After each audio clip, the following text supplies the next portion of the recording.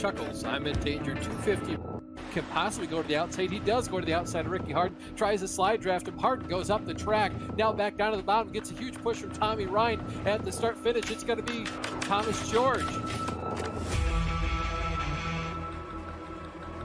Running the high line, trying to make that got pass. loose off turn 4. In the grass goes the 6 car, and they were side by side, 2 by 2 here. So Scott Eckler winning the last race of the season and the championship. Jeff Ward definitely getting the championship for season 2. Give it up for Thomas George, winning the race and the championship.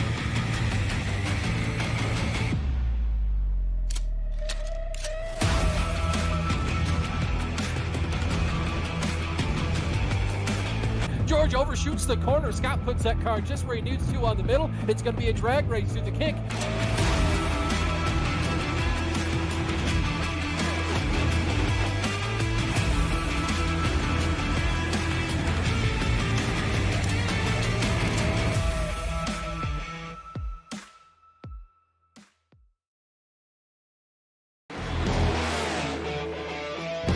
Despite having a single caution last week, Miles the Monster was out for blood, destroying multiple cars and throwing Scott Eckridge to the pits as Jeff Ward got his first win of the season. Tonight we're in Kansas for the final round of Season 1 in 2023 and what should be another thrilling race. Last week, Mike Rasmus and Woody Mahan brought home victories here, but for tonight, it's Scott Eckridge who enters the race with a 60-point lead, but since the last race cannot be dropped, and he said he wouldn't be here, it's still anybody's championship. Let's see who takes the checkered flag and gets a boost of momentum heading into next season as we get ready for the Julesburg Farms 200 at Kansas Speedway. I'm Austin Belke, joined by J.R. Shepard and Kenny Kibbe in the booth with our director Ryan Seneker in the production trailer. You can see some details about the weather on your screen. Typical mile-and-a-half track, 79 degrees Fahrenheit, 54% humidity. JR, what can you tell us about Kansas? Well, Austin, Kansas Speedway is a mile-and-a-half trioval that has progressive banking through the corners, starting at 17 degrees on the bottom side, all the way up to 20 degrees on the top side of the track. That change in banking is important because that is going to provide the drivers with opportunities here tonight to make those passes. On a speedway this size, aerodynamics is a big factor on how the car handles. You cannot just ride behind the car in front of you. You will have to run a slightly different line, and the progressive banking here allows for exactly that. I expect to see these drivers fanning out in the corners, searching for that clean air and grip to complete those passes. We may even see some drivers changing up the racing line depending on where the driver behind them is running. You can make it frustrating for that driver by changing the aero balance on their car. And Austin, this is championship night. It might take more than just speed to pull off the big win here tonight. You may need some strategy on your side. It's time to see which driver is up for that challenge and ready to take home the season-ending trophy. Thanks, JR. Now we'll go right to Kenny Kibbe, who has our keys to the race. Hey guys, so tonight's a 134 lap affair. 6 sets of tires, 5 sets of tires are in the pits tonight. And with the fuel limited to 75% as always, it's about a 45 lap fuel run. That pretty much puts you at exactly 2 stops. So stretching out that fuel run for the first 2 stints is going to be important if we do have long green flag runs tonight. The keys to the race tonight: right front tire. This setup pushes really badly. And it's kind of a pick your poison with the high line or the low line. The high line carries the momentum and the speed. You'll see a lot of drivers go up there. But the low line, if you can run it and roll it and be very patient, it can actually be fruitful later on in the run because you're not carrying out too much corner speed. The seams. This track is really worn, and you'll see some seams. There's at least 2 of them around this racetrack. They can actually help the car turn a little bit. They can upset the car, though, if you don't use them properly. And also, JR already mentioned it a little bit, managing the dirty air. You'll see drivers manipulating other cars a lot today. You'll see a lot of drafting going on in the early parts of a run. And, if you want to commit to a certain pass, you're probably going to have to make an uncomfortable situation for that victim that you're trying to make a pass on in order to get it done. Thanks, Kenny. Just getting word now that Scott Ackridge is actually going to be our pole sitter because both the drivers who should have been on the front row, both the Mahan Speed Laboratories U finished last pole award winner and the U almost finished last pole award winner aren't here. So Scott would be starting third. He'll instead be on the pole, and he is here tonight, which is a big change. We didn't think he would be based on what he told us last week after wrecking out at Dover. So Scott is here, and hopefully he's able to go back-to-back, winning the Season 1 championship in consecutive years. He'll be starting on the pole. He's going to have Woody Mahan to his outside. Shane Parrish is going to roll off in the third position, followed by Jake Sylvia in fourth and Ryan Rose rounding out the top five. Creighton Carter is going to roll off in sixth, followed by Brian Yazik in seventh and Isaiah Dupre in eighth. Cy Ferris and Vincent Crow round out the top 10. Mike Rasmus is going to roll off in 11th position, followed by Michael Probach in 12th, with Adam Jerski in 13th and Chris Stouffer in 14th. Jason Galvin is going to roll off in the 15th position, followed by D. Dan Biozzi in 16th, with Joe Hassert in 17th and Brady Cure in 18th. Matthew Wheeler is going to line up in 19th, followed by Aaron Bean in 20th. Drew Carroll lines up in 21st, and Jeff Ward lines up shotgun on the field in last. For those of you folks who don't know, the entire starting grid for the PGRL is set by an inversion, a complete inversion of the finishing results from the last race, followed by all the drivers here tonight that weren't here last week, and then the two defending series champions that would be in order: Jeff Ward and Thomas George. However, George is not here tonight. JR, it looks like it's going to be a pretty strong fight here to see who comes out with the championship. Scott Eckridge has a pretty darn good lock on the points, but we'll have to see how it all goes down in the next 134 laps around this mile-and-a-half track. Lots of tire wear. Like we saw this past weekend in real life, it should be an incredible race to see and a thrilling finish to the very end. Yeah, absolutely. Austin Scott, he had a bad race last week. He's starting up front here. He wants to get in that clean air, lead this additional first lap, get some bonus points, and continue on. iRacing pace car makes the hard left turn down pit road. Green flag about ready to wave here for the Julesburg Farms 200 at Kansas Speedway. Scott Eckridge puts his foot on the loud pedal, gets out to a pretty darn commanding lead. He's got 3 car lengths over Woody Mahan already. Jake Sylvia pushing Mahan down the front stretch, barely able to scythe his way to the underneath of Woody Mahan, just barely in front of Shane Parrish. Yeah, Woody Mahan having to check up a little bit, getting a little bit tight off of turn 2, but he's looking to have a clean start here. He wants to have a good race because he did win the last race here. He knows how to get around this racetrack. Yeah, Woody Mahan with a commanding victory the last time we were here in the fall of last year. Scott Eckridge is going to lead the first green flag lap tonight, lock himself in some of those most valuable bonus points for leading a lap here. Certainly going to help him defend that championship from this same season 1 year ago. Look at how much Jake Sylvia is going to gain on him. I feel like Scott right now kind of letting off the throttle. He's just going to ride around in the back for now. Yeah, and that's not a bad thing to be doing. He has such a big point lead. He led that first lap. Now he can just go ride, try to stay out of trouble because he does not need anything to happen. That's the only thing that can take him out of it is if he does not finish this race.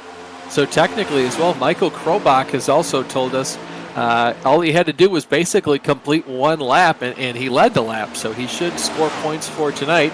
All he needed, I think, was 20 with the amount of cars that showed up. 22nd is the worst he could finish. He should be a lock for the championship. However, there still is one coveted checkered flag left in the season, and for right now, 2 drivers duking it out. Woody Mahan up top in the 84, Jake Sylvia. Whoa, he cut him off there on the high line in the 18 car. He's going to lead this next lap.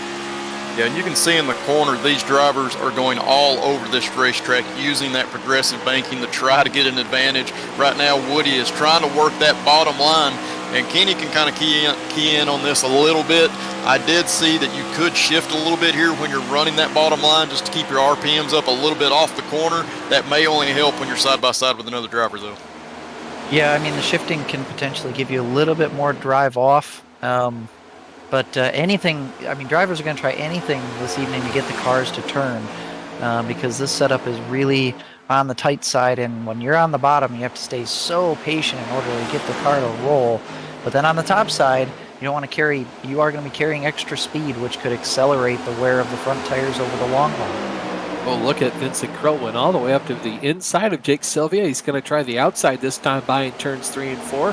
We might have a new leader here coming off of turn 4. Sylvia tried to come up the track and block him. He was forced to make a hard left turn on that car. Vincent Crow is going to lead the 5th lap. Look at Cy Ferris as well up on the high side. Yeah, and guys, you remember Vincent Crow had such a dominant start to this season. He had some bad races, missed a race. He's definitely looking to try to get some of that magic back to show guys that he still has what it takes to run up front in the series. Yeah, if I recall correctly, he was the first driver to win multiple races this season. And JR, before we forget about it too, talk to the fans who might not know what it's like for a track to have progressive baking. Explain that.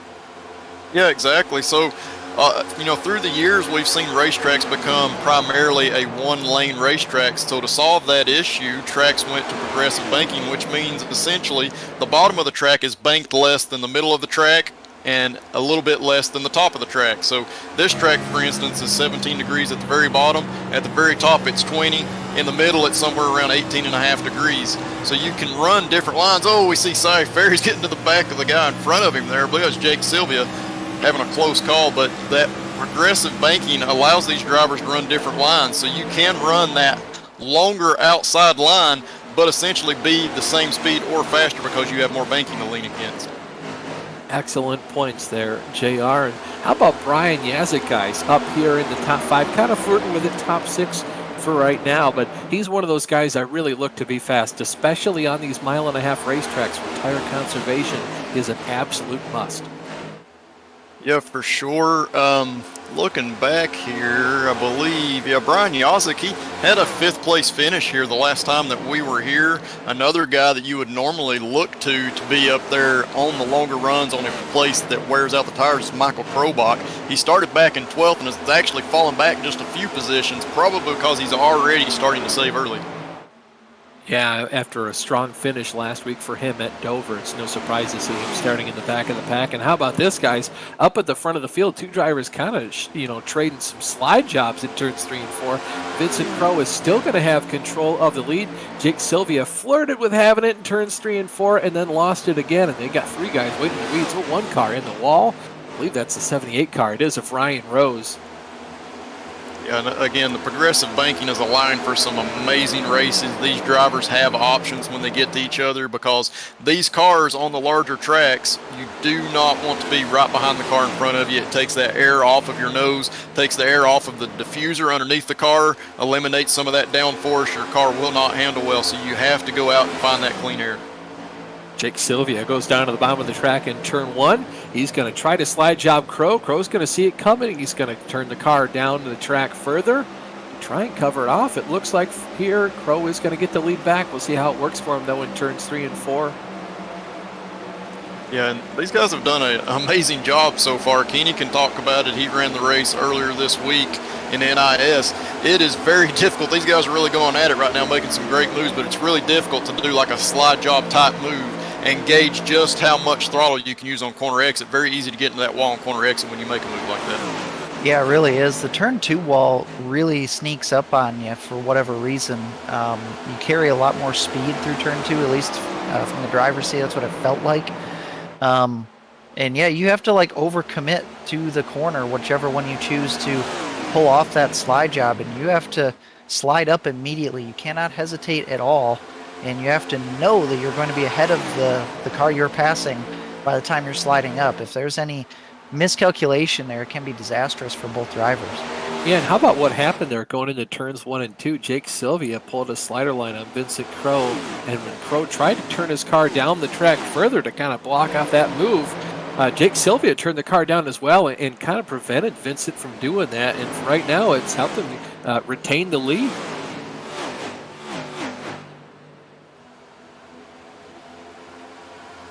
Cy Ferris is up there now mixing it up as well. He's the driver in that white, black, and red 44 car down in the bottom. Vincent Crow just barely tagging a bit of the outside wall now. Yeah, and you're going to see comers and goers at this place all night long, based on what line drivers choose to run and based on how aggressive they decide to be as far as trying to make passes. You'll see some drivers that'll come from the back of the top 10 and be up here towards the front, I'm sure of it, but so far it's 2x2 side by side. And JR, one thing I've noticed at this place and at other mile and a halves, it's so difficult for the leader to drive away to build up a gap. Yeah, this car kind of leads to that type of racing.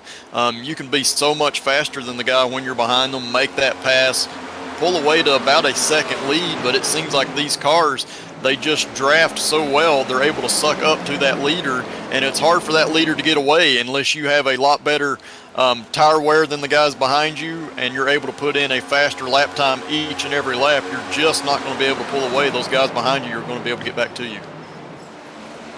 Ryan Rose again hard into the outside wall. He's going to use that to his advantage, though. Going to give him a little bit of boost of momentum to get to the inside of Vincent Crowe as they go down the backstretch. It's also worth noting, too, in real life, you will see cars pull away from each other just based on different setups. One car driving better at a certain point in the race. But in iRacing, sometimes you can have that happen. But in the Pretty Good Racing League itself, everybody is on the same setup. It's a fixed setup, so everybody is driving an equal car. There are some different creature comforts, though, JR, like a brake bias, maybe a steering ratio you can change.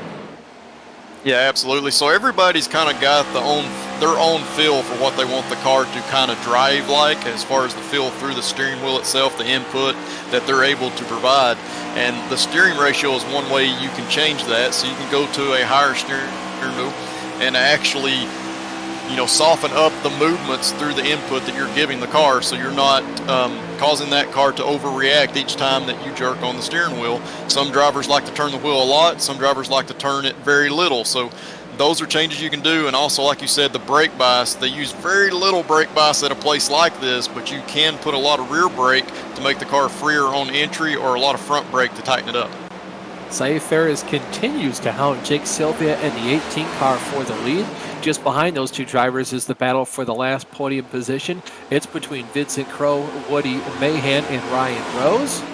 Right now, Crowe has the spot. Look at Brian Yazik, too. He's been kind of riding about that 6th or 7th position. Gets a little bit of the outside wall this time by as they go into turn 1. But there's a lot of guys who they continue to add drivers to this front pack, guys.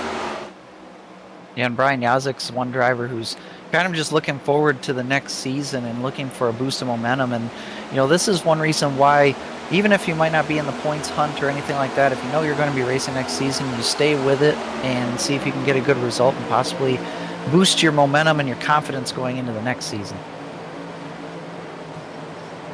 Two drivers making their season debut, one of them making their series debut, Aaron Dean in the number 20 car. He's currently back in the 13th position, driving a gear wrench looking car like the one similar to what Kevin Harvick would drive in real life. Again, this is his series debut. Also noted here, he is the teammate to Dan Biozzi, the driver of the 50 car. So she went ahead and brought her teammate out, Aaron B. Good to see him here. And how about, guys, the driver number 1 car, Drew Carroll.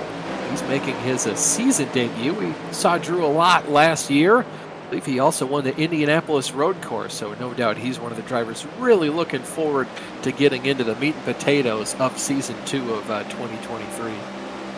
Absolutely. Good to see guys like Drew come back, and then to have additional new faces in this field like Aaron. That'll just make the field even stronger as we go into Season 2 and more competitive. It's going to be tough next season, guys.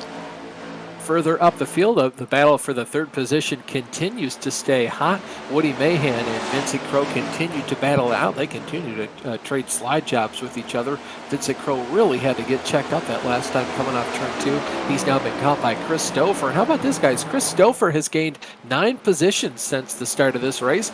Looking to pick up another one here from Vincent Crowe around the outside in turns 3 and 4. Yeah, and the important thing to note on that is that he didn't do it quickly. He took his time doing it, and it's what Kenny pointed out earlier in this race. There's going to be comers and goers in this field. A lot of it having to do with that tighter setup. So the guys that don't abuse those front tires early, it will pay dividends for them as we get into this run. You're starting to see Chris Stouffer move forward because of that.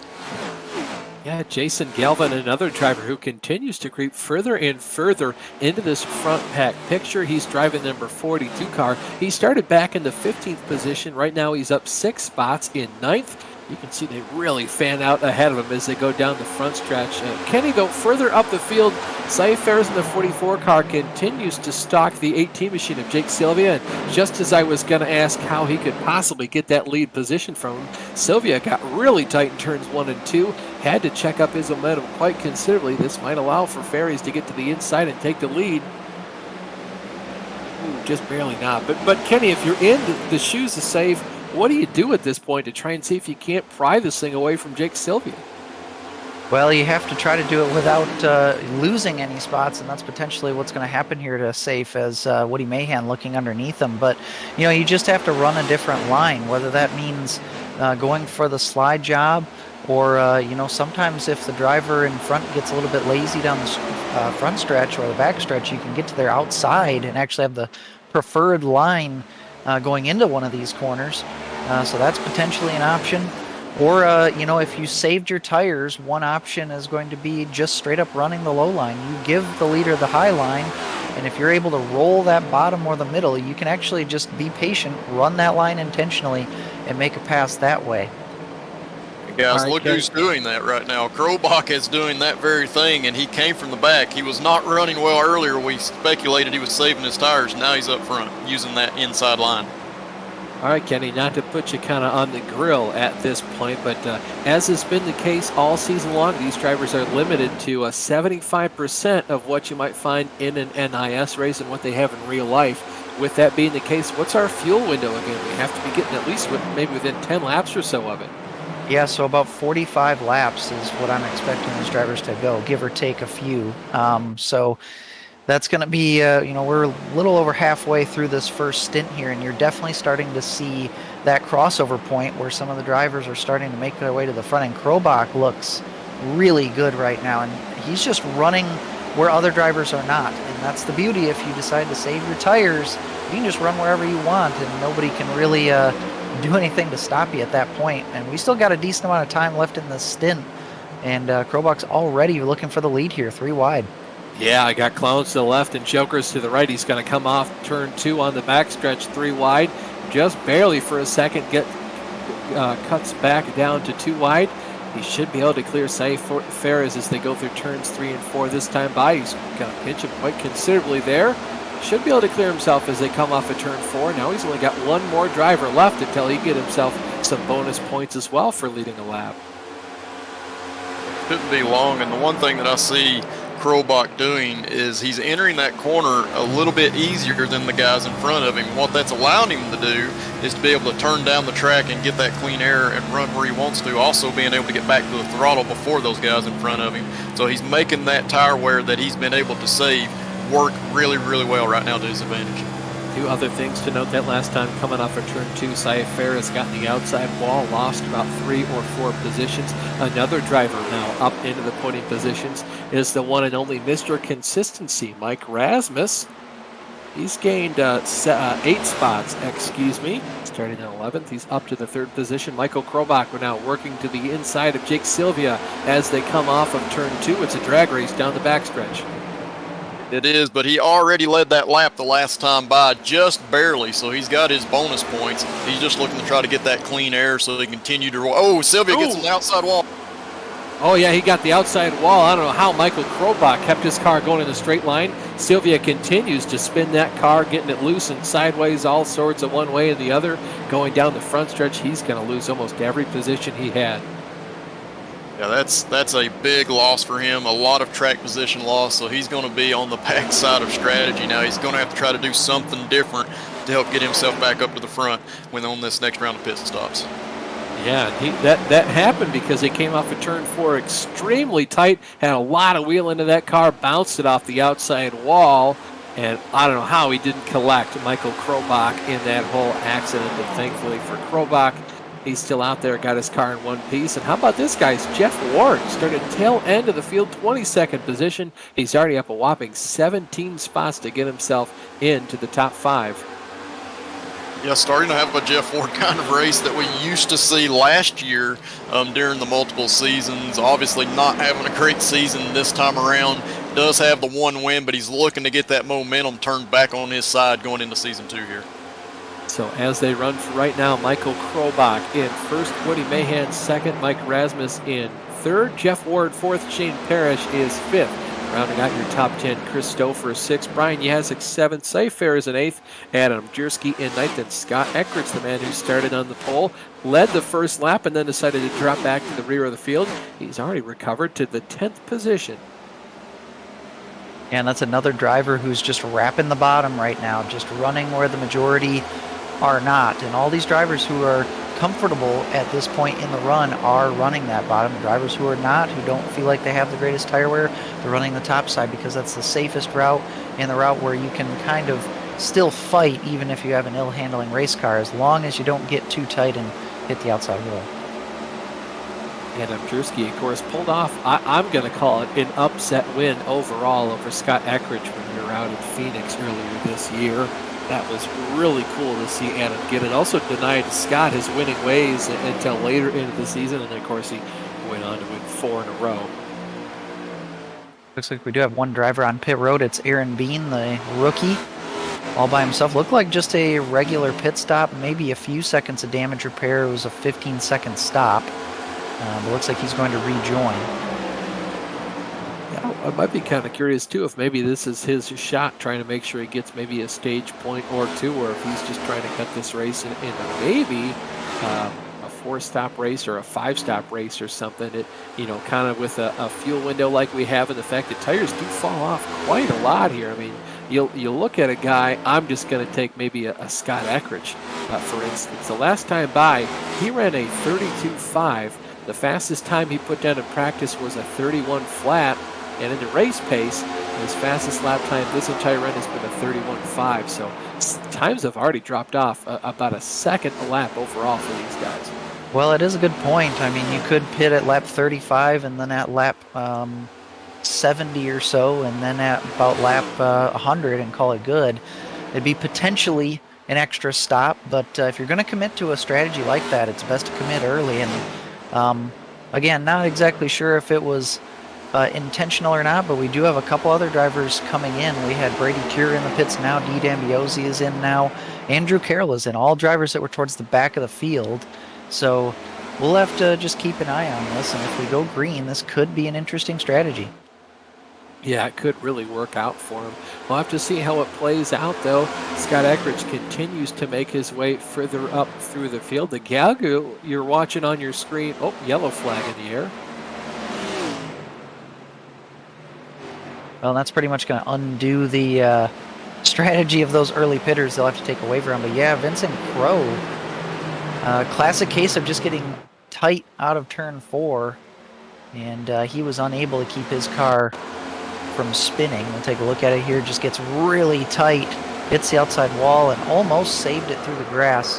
Going for a spin, a little bit of contact with the outside wall here.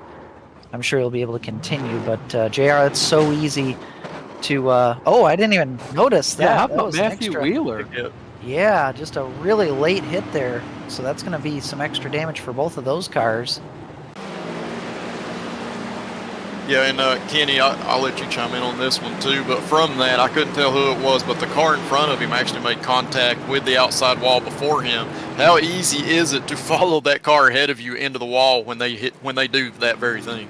Yeah, I mean, a lot of times you're just subconsciously following the cars in front, so you naturally think that they're not going to hit the wall, are they? And a lot of times if they do, it's too late for you to recover, and you end up hitting as well. And also, you know, when you get that pushy, tight feeling, JR, you get that numbness in the front end, and it's just too hard to recover and keep the car from the outside wall. But fellas, we got everybody else is coming down pit lane, so that'll allow the early pitters to take the wave around, and we'll watch the race off of pit lane. And I believe, looks like Vincent Crowe was given an EOL, but we'll see if he even remains in the race. Yeah, he got hit pretty hard there by Matthew Wheeler. He was trying to turn the car around, and it looked like he did it so late as to not give Matt Wheeler enough time to kind of react to it. We'll see if we can't get a replay of that from Wheeler's perspective. Looks like Michael Krobach is going to win the race off pit road, followed by Jeff Ward in second. And then it looks like Shane Parrish or Woody Mahan, can't tell who came out in the top 3. But regardless, this caution is going to give us a great opportunity to take a look at the championship standings. The overall championship winner might be decided, but there's still a lot of bragging rights on the line. Scott Eckrich, the names loaded up there. He'll have what should be about a 79-point lead over, I think, second place was Michael Krobach. We'll see if we'll take those back off the screen. We'll see if we can get them in a couple minutes for you. SDK is having some problems at the moment. Yeah, we're going to go ahead and take a quick look at the replay for you. This is a replay of the cause for caution. This is looking at Matt Wheeler, and you can see riding aboard with him just before making contact with Vincent Crowe. You can see there's Vincent spinning around there at the start-finish line, and a bunch of smoke from Wheeler's perspective. All of a sudden, there's a car in the way, and JR, I know it's pretty hard to get your car turned in the nick of time like that, but it seems like he was pretty darn caught off guard by that. Yeah, so the hard thing about that situation, there was a lot of smoke caused from Vincent spinning, so all you see is the cloud of smoke. You can't really tell exactly where he's at on the track. You're going to dodge that smoke, except for Vincent's car is still moving at the time, either because he's not able to get it slowed down or he's starting to turn around. And once you see that car through the cloud of smoke, there's very, very little time to react, and Wheeler just didn't have much time to do that. About the only thing different he could have done was just take a shortcut through the grass, and of course that risk putting yourself in a bad situation and tearing up your own race car. Thank you so much, Director Ryan Seneker. Ryan's got the points now up for us with all the names and everything. Scott Eckrich, like I said, comes in tonight with a 79-point lead over Michael Krobach, and Krobach did win the Safe Driver Award. I believe it's now called the Michael Krobach Safe Driver Award, so maybe that's kind of rigged too. We've had a thing for things being rigged this year, so good job, Michael Krobach, I guess, on your award for being the safest driver. He got an additional 10 points, so that puts him 5 ahead of Jake Sylvia. Really, though, I mean, everybody from second to fourth place is still in it for a chance to finish on the podium in terms of the championship positions. Good to see Mike Rasmus and Jeff Ward up there as well. Thomas George, he's going to come out of here with a larger hit in the points, considering you cannot drop this final race. So it should be a good points day for Jacek if he continues to run as well as he has been all day. Looking further down the field in the points as we check out 11th to 20th position overall. Adam Jersky in 11th. Woody Mahan, good to see him there in 14th. Looking to have another strong run today. I'm going to go ahead and let the points go further and further down the list.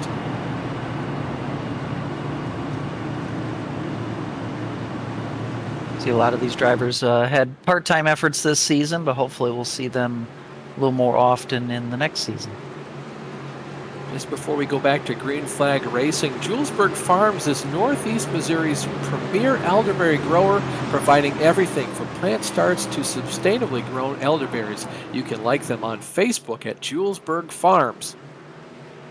Michael Krobach once again ready to take the green flag here for the first restart today at Kansas. He's going to have himself a pretty considerable lead here over Jeff Ward in the 9 car as the entire field starts to go up through the gears. Jeff Ward kind of bringing that car back down to the bottom. I'm interested to see, though, JR, how well Michael Krobach holds on to this lead, considering that throughout the last run he was pretty conservative on his tires overall. Yeah, absolutely. It will be interesting to see how he races Jeff Ward here. I'm sure Jeff's looking to get that lead and the clean air. We know Krobach likes to save his tires. That's how he got the lead late in that run. So how hard are you going to race for that clean air, or are you going to back off and make sure you have something at the end with your tires? So Krobach continues to hold on and lead Jeff Ward, looking to go up on the high side, just searching for that clean air. He's going to get himself at least a call to the outside of Michael Krobach. We'll see here what Mike Rasmus does. It'll be up to him to see which driver he wants to follow as the entire field now funnels into turns 3 and 4. Krobach there down on the inside, looking like he's going to have to give up the second position as well. Make that looking like third, too, as Chris Stouffer now goes around the outside. Good to see Chris Stouffer in that 7 car having such a great run today. Yeah, absolutely. Having a great run to this point, looking to keep it clean so he can keep that going, because that will be huge going into season 2, like you talked about earlier, getting that momentum turned around on your side. He's actually going to make a move to the inside of Mike Rasmus going down the backstretch. put himself into second position here as he goes all the way down to the bottom. We'll see if he can make it stick. He's gotten to the inside of Jeff Ward as well. We'll see who has the momentum and the lead for this lap. Looks like it's still going to be Jeff Ward that leads them across the stripe. And now as the field goes into turn 1 and 2, Chris Stouffer on the bottom, still in the 7 car. Jeff Ward up top in the 9 machine, just barely going to clear himself back once again around that 7 car. Deeper in the field, you've got about 4 or 5 cars right now fighting over the 6th position. Brian Yazik, Woody Mahan, we're 3 wide here for about the 8th spot. You got Jake Sylvia. Shane Paris just barely to his inside, now falls back a little bit further. And how about Big Joe Hassard? Been a long time since we've seen him up near the front, especially on the racetrack at all. 11th place for that 11 car. Good to see Joe back. Yeah, for sure. And we're seeing a lot of drivers up here that are looking for some good runs. As we take a look at a replay here, this was Vincent Crow. I think he got some damage fixed, tried to come out of pit lane. Not sure if the car was still wounded or not, but ended up losing it coming out of pit lane and had to, I believe he ended up towing. Yes, he did. He's still in the session, but he has towed. But the other driver that was involved in that caution, Matthew Wheeler, he has disconnected for the night. 3 wide here for about the 5th, 6th, and 7th position. Jason Galvin up top, Brian Yazik in the middle, Cy Ferris all the way down on the bottom. Michael Krobach just trying to give it everything he wants to for right now, trying to see if he can conserve those tires. That's how he got the lead at the end of the last long green flag run. You see Joe Hassard finally coming back into the shot here in that 11 car. That's that lime and green, blue and white number 11 all the way down on the bottom as the cars come out of turn 4. Looking to get lap number 49 this time by. And one thing that's tricky is that, the drivers that had good long run speed, they'll be tempted to try to stay up towards the front and keep that track position, but then others will just, like as I would call it, run a certain lap, run what's comfortable. That's what Krobach's doing right now, and he's dropped multiple positions since the start of this run. He's down into about 6th place here. But trust me, he will come back if we do have a long run. However, you have other drivers like Chris Stouffer who are saying, hey, I had a good run. I got the clean air now. I'm going to go with it. And he is now taking the lead. And he's looking pretty good out there with an over 1 second advantage right now. Yeah, and how about Scott Eckridge as well? He didn't fall down the order quite as far as he did last run. This time, whoa, 2 cars spinning down the backstretch. That's Big Joe Hassard, Woody Mahan. Cars continue to spin. That's Shane Parrish involved. It just looked like a really claustrophobic situation off of turn 2. I think it was the 11. I think he got the 11 tight. And the 84 car came together. Yeah, watch the 11 car on the bottom. That's Big Joe Hassard. He and Woody Mahan in the 84 come together right about here and going the better part of about 160 mile an hour coming off the corner. It's extremely hard to save these cars, even if there weren't a wall there. You see Woody Mahan spins into it, and the entire field tries to take avoiding action. And I don't think Shane Parrish realized that Joe Hassard was down there out of control like he was. I think he was forced down there as well by Aaron Bean. And we can take one last look at it. From the beginning, from the blimp cam, you will see what happened and why this contact happened, as the 11 car was underneath of Woody Mahan and he just completely lost the nose. And as he's trying to regain control, get that car slowed down, ends up making the contact because they are still in the corner at this point. Yeah, it only straightens out once you see that green area on the wall. That's when the wall really starts to get straight. So 2 cars coming together to bring out the second caution of the day. And this is going to bring almost the entire field down pit road. Yeah, I mean, the drivers essentially saved a set of tires. Well, arguably saved a set of tires with the long run to start. So these drivers will be putting on their second set. Chris Stouffer actually has stayed out. We'll have to see if he ends up coming in next time around. As you see the race off pit road. Looks like Sylvia. Jake Sylvia, Mike Rasmus, Jeff Ward, Seifers, Michael Krobach, and Brian Yazik off pit road in that order. Then Galvin, Eckridge, and I think Ryan Rose is the last car there in the line. With this break in the action, we are going to take our first commercial break of the night. We'll be back in just a little bit.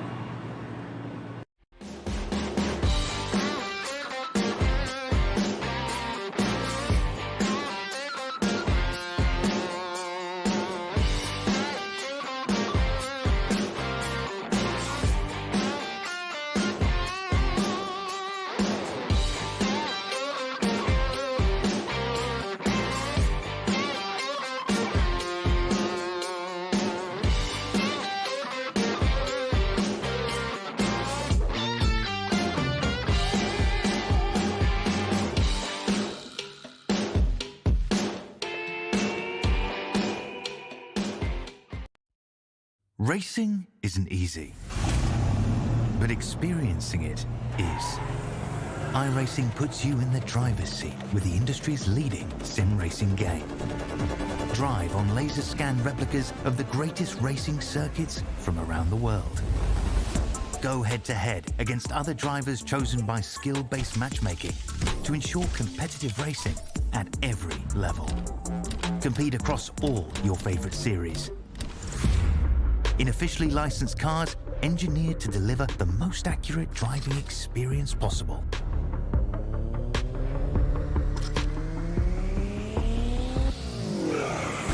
Join a race or host your own with players from across the globe. Race against the computer or in a league with friends. Feel the thrill behind the wheel. Visit iRacing.com.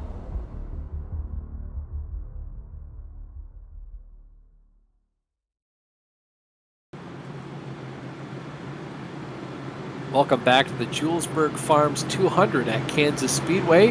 Julesburg Farms is Northeast Missouri's premier elderberry grower, providing everything from plant starts to sustainably grown elderberries. You can like them on Facebook at Julesburg Farms.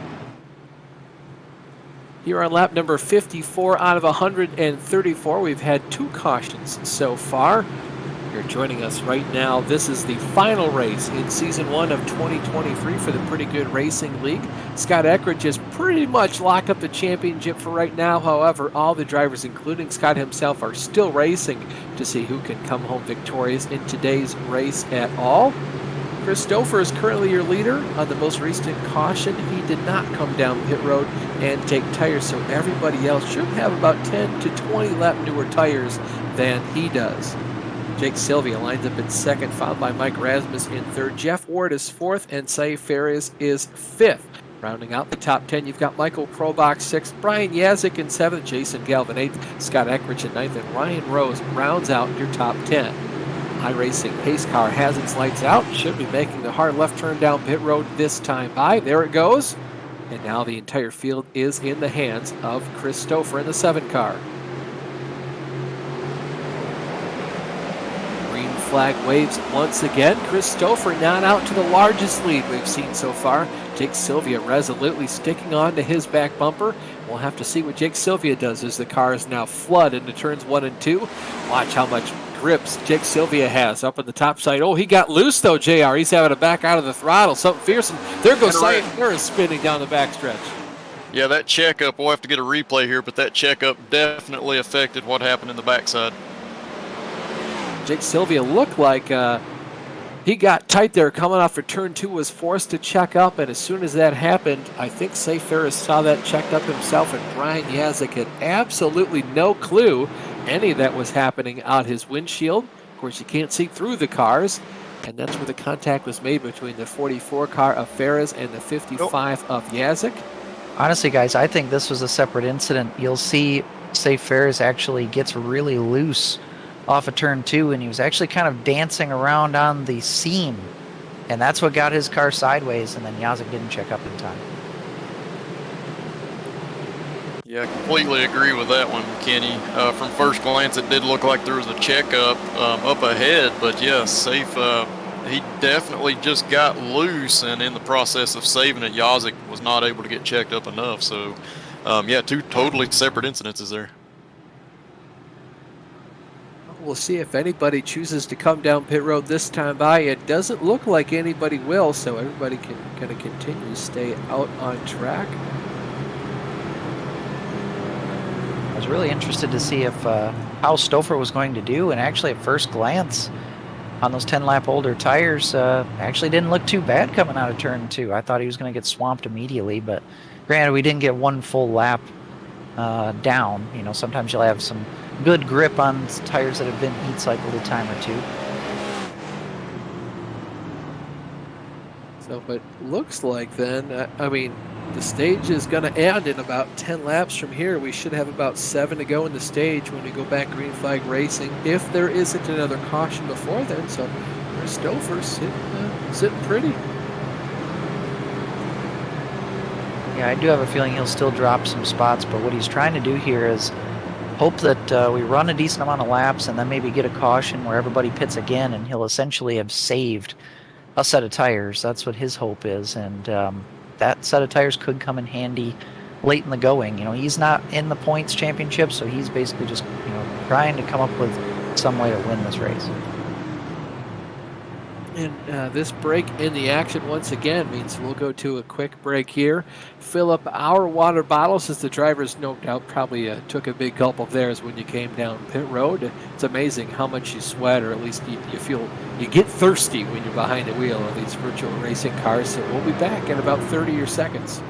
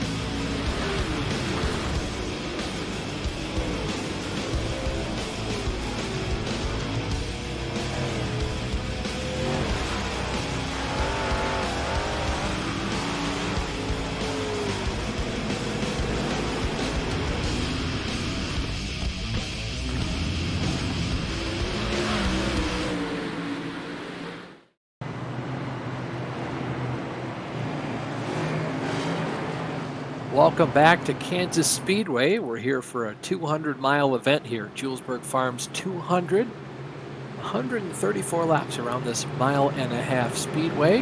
Right now your leader is still Chris Stouffer. We've had 3 cautions to this point as we're completing lap number 59 this time by. Mike Rasmus is in second, Jake Sylvia third, Jeff Ward is fourth, Michael Krobach in fifth, Brian Yazek sixth, Jason Galvin in seventh, Scott Eckridge in eighth, Ryan Rose ninth, and Shane Parrish rounds out your top 10. To this point in the race, almost everybody, 17 of a total of 22 cars are on the lead lap. 2 cars are 1 lap down. That's Drew Carroll and Adam Jersky. Good to see Drew getting some of his earlier laps back.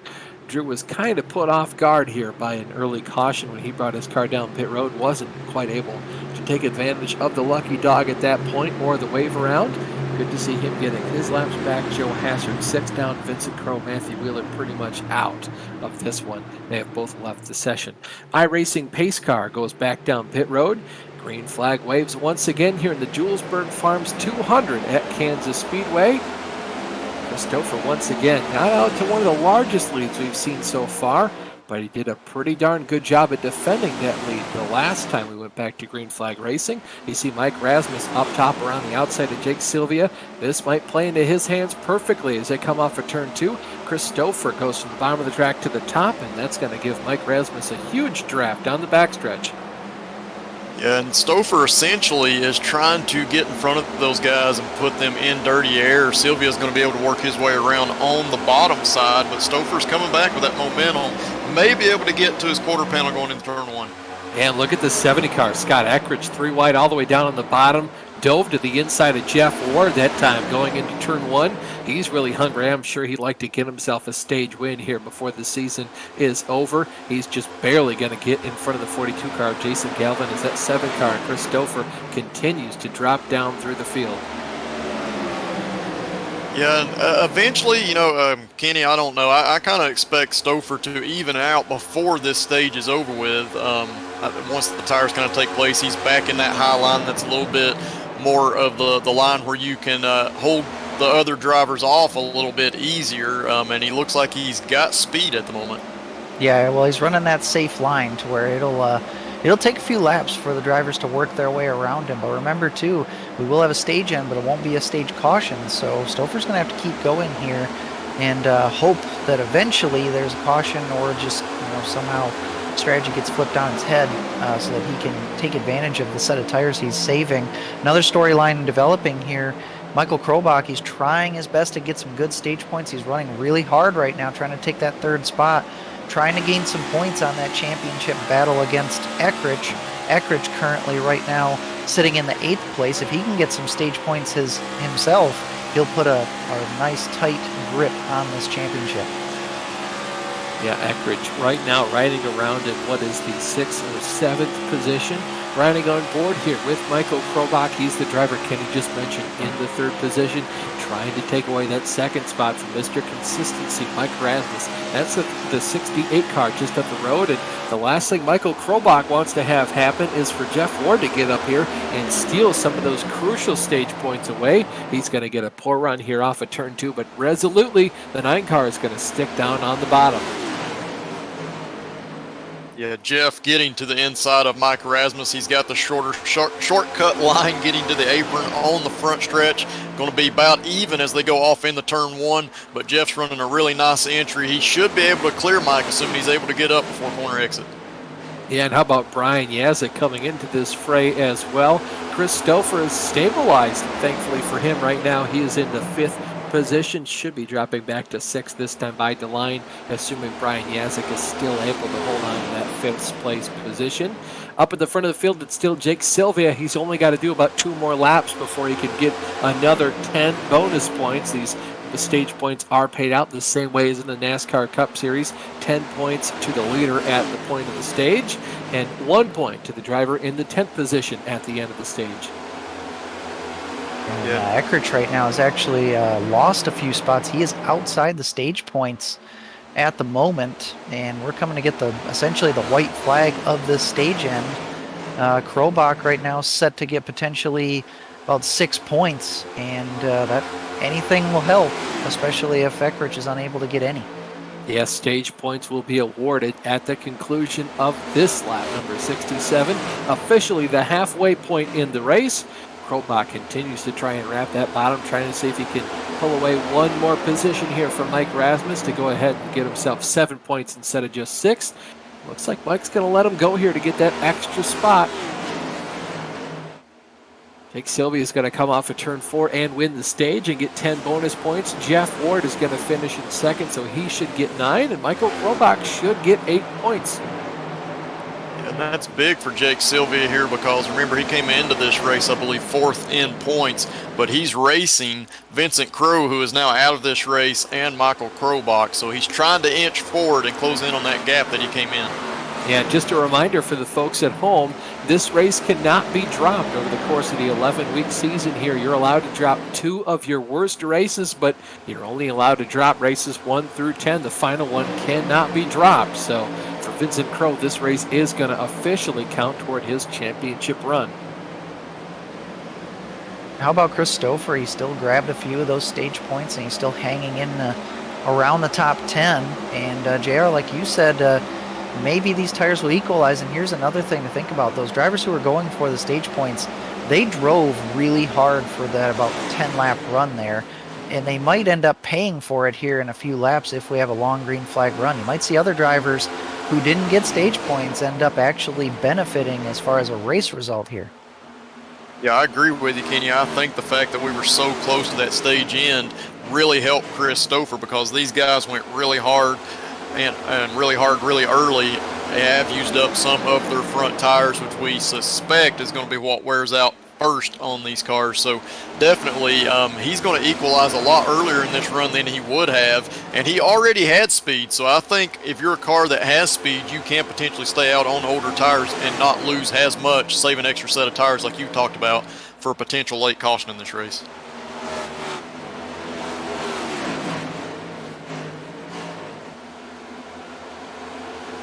And just to keep everybody updated on the point, or on the tire sets, these drivers were given 5 sets in the pits, and everybody except for Chris has used 2 of them, I believe. Jake Sylvia has actually been down pit lane 3 times, but I'm not sure that he would have taken 3 sets of tires.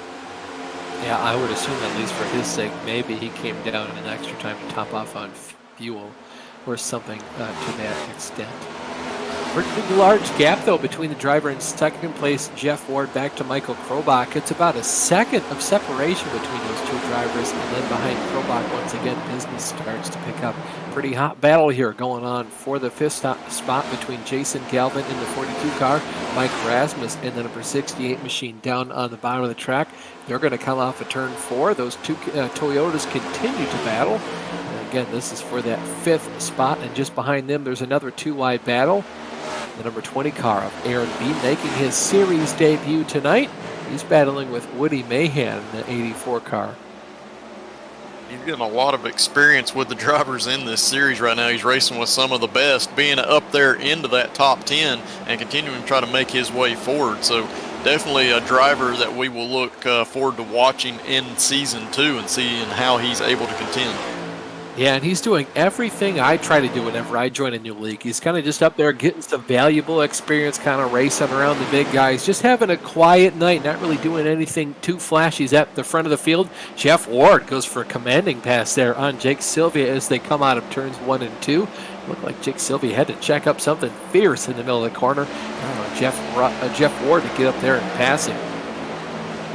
Yeah, one thing I've kind of been watching is Jake Sylvia's when he goes to make passes. These guys were kind of going back and forth a little bit. He really drives into the corner super hard, and that's fine if you can slide up in front of that driver and break his momentum.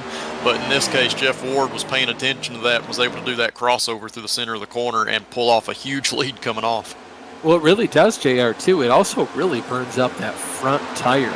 Yeah, especially the right front as well, and that can really hurt a guy on corner exit like you continue to see Jake Sylvia. He loses about a tenth of a second to Jeff Ward, it looks like, every single time they come off the corner, just not really able to keep up with that 9 car. Yeah, and exactly right. The harder you drive into the corner, the more it's going to burn up that right front. And in these new generation of cars, it's like Kenny stated earlier, you kind of start to get that numb feeling through the steering wheel. The feedback that you're getting is very, very little compared to what it was when you had a new set of tires on. So it's very hard to tell exactly what the car is doing, and once it starts pushing up through the corner, you just lose all feel of what the car is doing, and the only thing you can do is back out, otherwise you're going to get into that wall. Well, you're watching on your screen right now is between the 18 car of Jake Sylvia and the number 72 of Michael Krobach as Sylvia continues to slide further and further from Jeff Ward. Now he's getting back into the pack just behind him. Michael Krobach goes for a move on the 18 car. The next one in line to do so is the number 55 car of Brian Yazik. And with what it looks like to be a sorry state of that right front tire on the 18 car, looks like it should be easy pickings here for Brian Yazik, easily able to peel that spot away, despite even being on the low side coming up turn 4. Yeah, it's clear to this point, guys, that the 18 definitely ran super hard compared to everybody else. Oh, actually some contact through the center of the corner between Jason Galvin and Sylvia there through 1 and 2, but they're both able to keep it together as they go side by side down the backstretch. But definitely the 18 used up a lot of that right front tire trying to get those points for that stage, and now he's starting to pay the price. His car looks really tight through the center of the corner. But hey, as long as he can make a pretty good charge and pack up through the field in the second half of the race, kind of, no harm, no foul there. I'll be really interested to see, though, this gap between the 9 car of Ward and the 72 car of Michael Krobach. For right now, they have about a second and a half of a gap between them. I'll be curious to see if Krobach can dig into this lead or if Jeff Ward can further expand it as the laps tick down in this race. Yeah, those two guys are some of the best at saving their tires and knowing how to approach the racing line and how hard to push that car in order to get it to the end of a run, because that's what they're looking at from the very beginning, is how to get the speed through the entire run, not just at the beginning or the middle. And they continue to trade lap times for right now. And again, these are two of the best guys at saving tires. And how about the guy just behind Michael Krobach as well in the 55 car driving the Yaz's Sandwiches machine? That's Brian Yazik. Summertime coming up on the radar pretty quick here, so his family should be opening up their Northern Michigan sandwich shop. Absolutely. We got used to seeing that car at the end of season 3. Running so well, coming so close to that championship, last time around. So he's had a rough season, only 2 top 5s this time. But again, we talked about it early. These guys that are in this race, the drivers that are in this race, there's only 22 of them, but all 22 are trying to get their seasons turned around so that they go into season 2 strong. And Brian is looking very good at this point. Yeah, again, Brian was the driver that went back-to-back wins in the last 2 races of Season 2 and then continued to carry that momentum into Season 3. So I'll be really curious to see just how well he can do next season. I definitely am looking at him to be one of the top 3 drivers in the championship standings come the end here of Season 2 in about an additional 12 to 14 weeks. Guys, as we're looking at this battle, we can just barely see Chris Stouffer coming into that frame. He's at the point now where his tires are pretty well equalized. Now, he has fallen back quite a bit. He's around 11th or 12th place, but he's starting to be able to contend with these guys once again and just made a pass. Yeah, however, I am expecting, sorry, Austin, I am expecting Stouffer to have to make a pit stop here in the next, I'm going to guess around 5 or so laps. I've been keeping an eye on him, but yeah, he is showing really good promise here.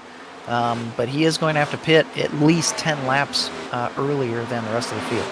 I was just about to ask that same question to you, Kenny. It might be all fine and dandy. His tires have equalized, but for anybody, especially the virtual crew members sitting atop that pit box, they're going to have to call him down pit road, I would guess, between the next 5 to 7 laps, given all the cautions we've seen.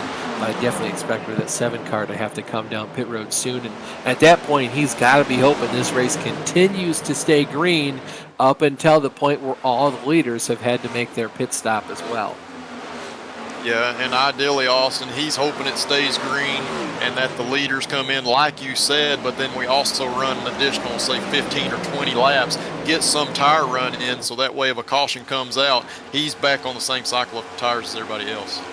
And guys, remember that gap I was talking about between the 9 of Ward and the 72 of Krobach being about 1.5 seconds.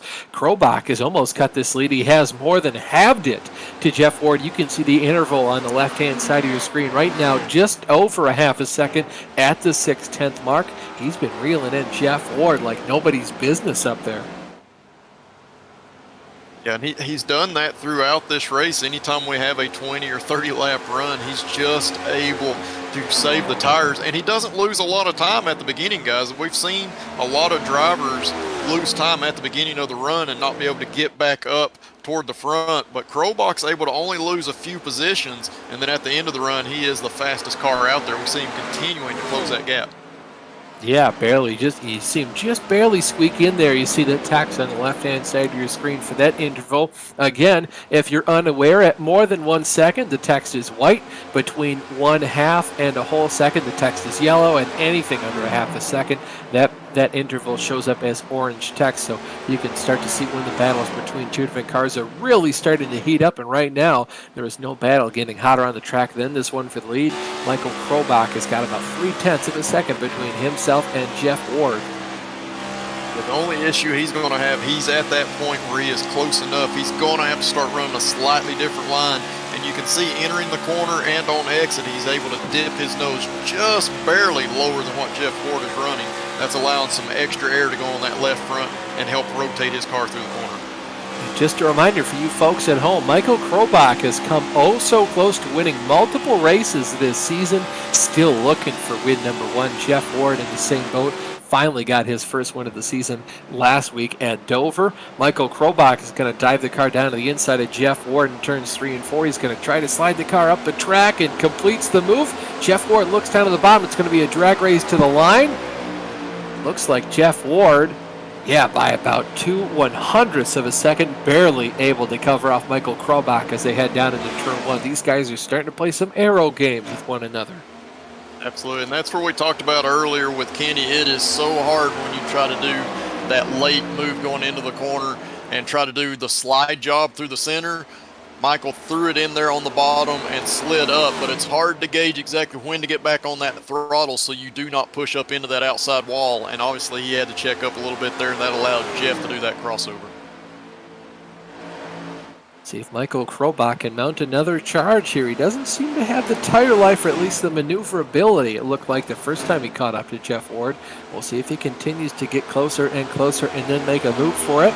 Chris Stouffer continues to stay out on the racetrack. I think we expect him to come in at 2 to 3, maybe 4 laps from now.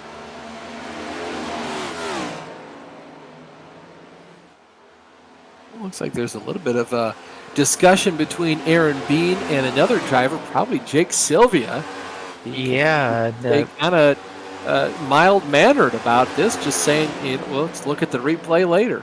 Yeah, I totally missed it happening live, but Aaron Bean was going for a pass on Sylvia. We talked about how Sylvia's been struggling, and they kind of got into each other. Maybe they were going to hit each other regardless, but netcode didn't help matters. But got into each other off of turn 4 and really slowed each other down big time. And they are now back in 14th and 15th. And guys, the pit window to make it to the end on fuel has just opened up to what I believe. So we've seen Brady Cure is now in pit lane right now. Ryan Rose is in for some damage repair. Here's a look at it. You see Bean there on the low side. And I think this is a little bit of, actually it was not this lap. I think it's coming out of turn 3 and 4 is where we'll see it happen. This might not be the greatest angle. You will see, I think Bean is coming up and Sylvia coming down at the same time. No, it isn't this lap. But they did get into each other, and Jake Sylvia is actually in the pits to make his final pit stop right now. Yeah, there was some smoke as our leaders went by the front stretch out of turn 4 about 2 or 3 laps ago, and that was probably the incident that led to that. Michael Krobach and Jeff Ward continuing to go at it. The battle we kind of went to intermittently was between the 44 car of Cy Ferris and the 66 car of Shane Parrish. Right now it's still the 44 of Ferris over Parrish. Just behind those two drivers, Isaiah Dupre and then Woody Mayhem. And retake the lead as they go into turn 1, though, Kenny. Yeah, and one thing too is like these leaders here, they're going to be playing some chess on the racetrack, but it could come down to potentially an undercut. If Ward here, since he's in second, maybe he takes advantage, pits 1 lap early, and is able to take advantage of the tires, get the track position back on Krobach in the next run. As you see, one of the drivers with new tires, Brady Cure, trying to get his lap back, one of his laps back. Yep, and it looks like, guys, I think Drew Carroll might have gone down pit road, as might the 7 car of Chris Stouffer. Check to see just to make sure. Yeah, they did both just come down pit road. The 7 car finally leaving his box right now. As you can see, one driver trying to take their lap back again. Yeah, and it actually looks like Stouffer, that actually works out really well for him because, he was able to actually run that tank of gas into the final fuel window, so he won't have to make an extra pit stop. So now it's just going to come down to the point of if we get some late cautions to help him use that extra set of tires. However, this is only the 3rd set going to be used by most other drivers, so they'll still have 2 more left in the bank. Yeah, right now him saving a set of tires really hasn't done him any good, but it might still later in the race. And if you're curious as to just how much a set of 4 fresh fuel goods will help you at this point in the race, look no further than the driver in 17th position, Brady Cure, in the 25 car, who just ran down and passed the leaders on his new tires. So that's just what 1.1, maybe 1.2 seconds looks like over the course of a lap.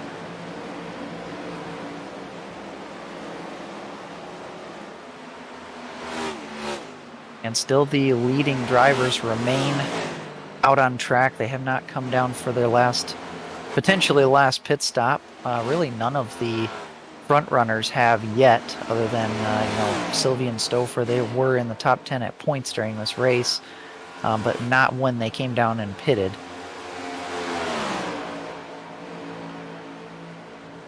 Krobach and Ward continue to battle each other for the lead. It still is in the hands of the driver in number 72 car, Michael Krobach. We'll see if he can continue to pull away from Jeff Ward. But Kenny, I think we're just talking about that fuel window.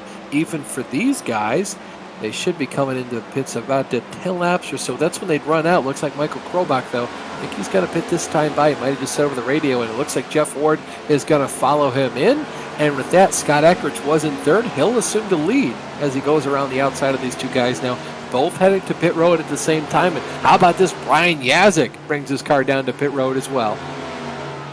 Yeah, this is a good play by both Krobach and Ward. For Krobach, it's going to prevent any of those front runners from undercutting him, so mission accomplished for him. But it's a good play by Ward here to actually take advantage of that pit entry, gain just a little bit of time on that pit entry, even if it's just inches or feet. That'll help him in this race. We'll see what the race off of pit road is like. It's going to probably be close. Jeff Ward was the first one out of his box. I think it's going to be about 2 car lengths between the two drivers. Michael Krobach is going to win the proverbial race off pit road, then Jeff Ward, and it looks like Brian Yesick gained a lot of time on both those guys. See which one is better at kind of navigating the apron. And Kenny, JR, you guys can really speak to this. It is extremely tricky trying to maximize the time down there on the apron because you can gain a lot of time, but if you get it so wrong and even just dip your right side tires up onto the racing surface, that is a black flag from iRacing. Yeah, absolutely. You're trying to maximize that speed on pit exit and then along the apron through turns 1 and 2. But like you said, if you overstep it, the car gets tight and you go onto the track, that's a penalty. You will have to come back down and serve that. And also, the car can get extremely loose on those cold tires. So very, very hard to get a good feel for just how much throttle application and steering input you can use while on that apron. And now it's all down to these drivers to see who wants to get the good out of their tires at the beginning of the run, or maybe who's trying to save that good until the end. Michael Krobach continues to hold what should be the lead over Jeff Ward, as you see Drew Carroll now checking up to make sure he brings that one car down onto pit road. First time back, the last thing you want to do is get a pit road speeding penalty under green flag conditions. There's the driver number 70 car, Scott Eckridge, on the bottom. So it looks like he might lose a position here to Brian Yasick. Okay, they all came down onto pit road. Scott was in the 3rd position. He will have fallen back to 4th now as you see Yasick go around the outside. That 70 car, Christopher. He's going to pass Eckridge as well. And we have one driver left as Aaron Bean makes his last pit stop. And we have a caution. So this is huge. Mike Rasmus was the last driver he is still not pitted, and I believe everyone except for Bean are a lap down. So this will be interesting. Wow. Obviously, drivers will have to take a bunch of wave rounds, but I am also curious if Rasmus will be able to make it to his pit box at the proper time without running out of gas. He's got to be on fumes. He's gone 52 laps. I guess, to be fair, we had 2 cautions for these guys. This is a replay of the cause for caution here. Looks like the 42 car, Jason Galvin. I'm guessing he just stopped the car there off the racing line. Maybe he ran out of fuel. Might have had something to attend to in real life. I'm really surprised iRacing would call the caution for that, given he was already off the racing surface. Yeah, must have had some type of issue because he has left the session there. But yeah, surprising that did bring out a caution. And right now, as we've cycled around this last lap, Rasmus is the only car that is on the lead lap. Obviously, Michael Krobach being the first car lap down, he will get the wave around here. But, I guess everybody's going to get the wave around once Rasmus pits, right?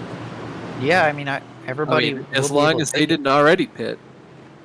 Yeah, and they should be able to just take it, but now Rasmus will, he won't have a huge tire advantage, but he'll have 3 to 4 lap tire advantage and will be the leader. So this couldn't have gone better for Rasmus.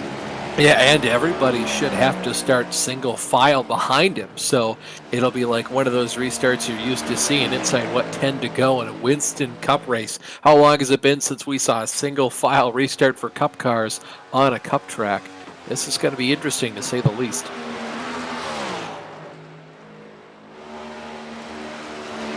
Stay with you here for another couple seconds or so just to make sure that nothing crazy kind of starts to come out of the woodwork here. You see Mike Rasmus taking his tires.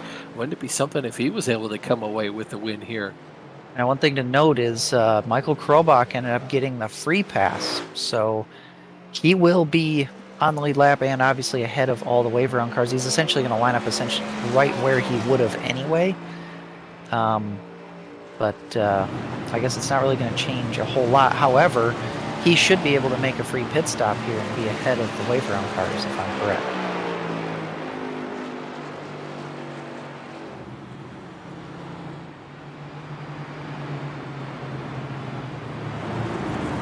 Well, what do you guys say? We go to break for a little bit here. You see one car diving down onto pit road.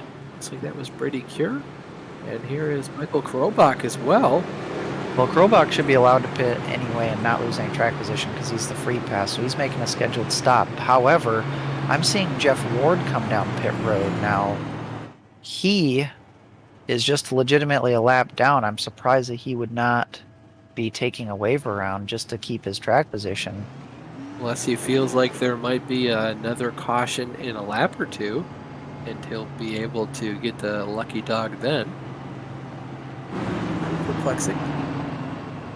I mean, he's not going to have a whole lot of drivers to battle for that free pass. But we'll have to see how it shakes out here. Well, as the drivers continue to wrap up this break in racing action, we're going to take a quick break of ourselves. When we come back, there should be about 25 laps to go in the race. Don't go anywhere.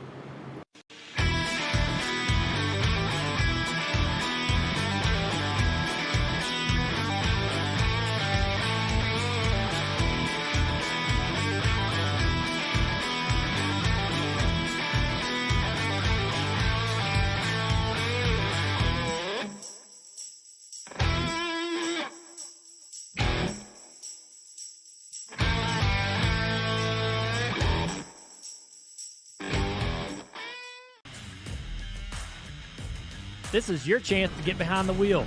The opportunity to race just like the pros. From the grassroots levels, where we all got our start, to the most popular race cars on the planet.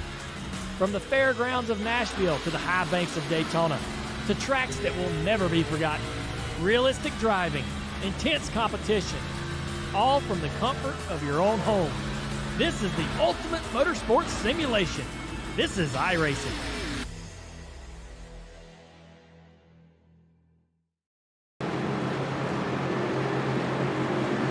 Welcome back to the Virtual Grip Network. You're watching the Pretty Good Racing League and the Julesburg Farms 200 at Kansas Speedway as we get ready to wrap up Season 1 here of 2023.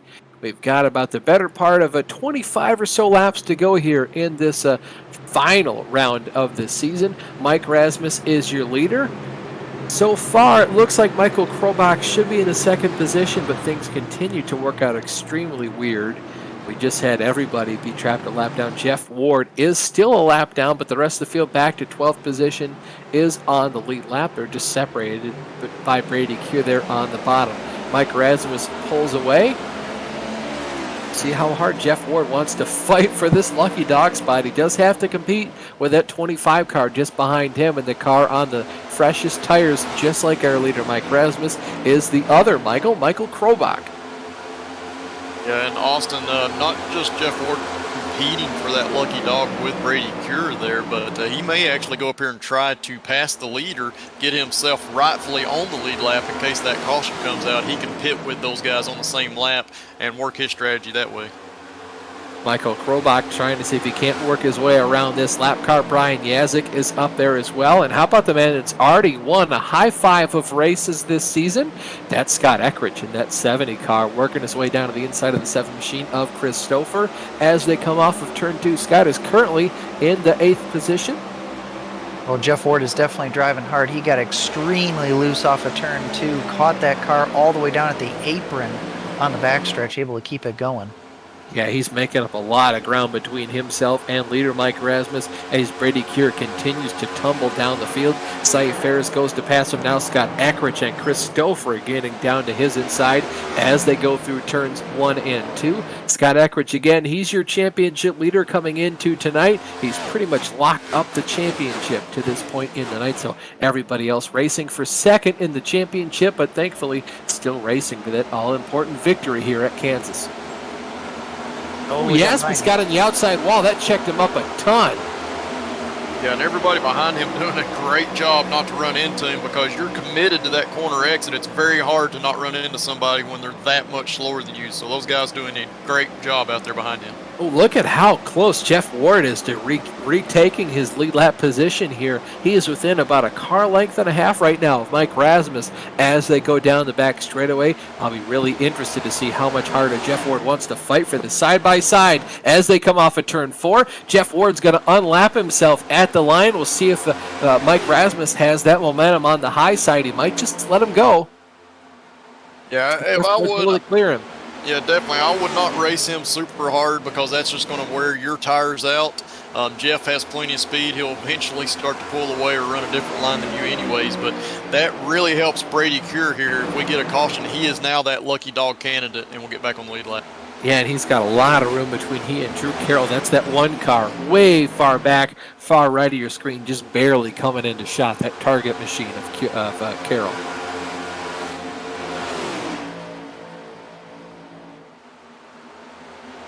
And Scott Eckrich now into a podium spot, and he doesn't have any drivers in between himself or and the leaders. So Brady Cure's kind of dropped off just a little bit. He's now fighting with Shane Parrish, who's in the 5th spot as far as his track position goes. Safe Ferry's making a nice kind of comeback. He fell into the depths of the field there in the middle of the race, but he's made a nice comeback back into the top 5. Got a car in the grass. It's Drew Carroll down the front stretch spinning. If he comes back across the track, this could bring out a yellow. Unless he gets it going before the leaders can come by. Looks like he's trying to refire it. He is going to get to pull away just in time, though, so no caution as of yet. I'll be curious to see what sent that one car spinning through the tri-oval. Is it replay? Oh, the 18 car of Sylvia got really tight and then snap oversteer there coming off the corner and just toward that one car. Yeah, honestly, I'm surprised that hasn't happened more in this race. I mean, that's a common thing to happen here at Kansas, especially on restarts when everybody's grouped up. Yeah, and Jake was pushing extremely hard. I was watching him in the back side of the field here, and he was running really, really hard, going into the corner deep and pushing up through the corner, and eventually that's just going to get your right front angry, and you're going to have that dreaded push up on corner exit and that contact with the outside wall. Look at how hard Michael Krobach and Mike Rasmus are going for this lead here at the front of the pack. And these two guys are going to have to be careful, because if they keep messing around, there's a hungry Scott Eckrich behind them. And how about another driver who really would like to win tonight? Shane Parrish. I don't think he's won yet this season. And Krobach is all over Rasmus. And this kind of stinks for Rasmus, honestly, because he doesn't have any real reason to race Ward, but he's having to pay for it by being in his dirty air, and Krobach taking advantage of that. And this will bring Eckrich right into the fight as well. Yeah, and I think he was really hoping that Ward would have got moving, after he got by him there, and he's pulled away slightly, but no more than a half second, and that's enough that it's just really affecting the front of Mike Rasmus' car. With the downforce and the handling, definitely going to tighten him up, and we see Krobach almost, he does completely clear him off of turn 4 here, but going to lose some momentum. Yeah, that was a close one. Momentum going to prevail on the high side for Mike Rasmus. Not quite able to get that move to hear that there's a car inside to make sure he was concretely to the outside of Krobach.